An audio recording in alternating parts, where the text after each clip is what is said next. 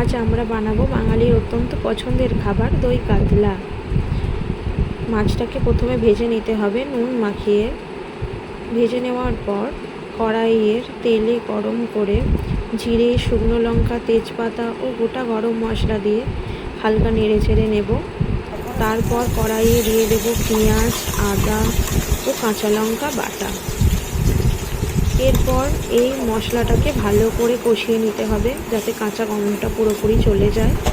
তারপর আমরা কড়াইয়ে দেব দই ও তার সাথে কাজু বাদাম ও পোস্ত বাটা। ওটা ভালো করে কষিয়ে নেওয়ার পর তাতে দিয়ে দিলাম অল্প চিনি, কাঁচা লঙ্কা এবং মশলাটাকে কষিয়ে নিতে থাকলাম। ভালো করে কষানো হয়ে গেলে ঝোলটা ফুটে উঠলে তাতে মাছগুলো দিয়ে দিলাম।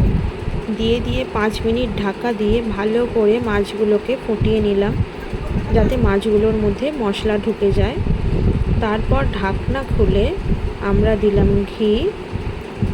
ঘি দিয়ে একটু নেড়ে চেড়ে নিয়ে তারপর দিলাম আমরা গরম মশলার গুঁড়ো দিয়ে আমরা ঢাকা দিয়ে রেখে দিলাম 2 মিনিট।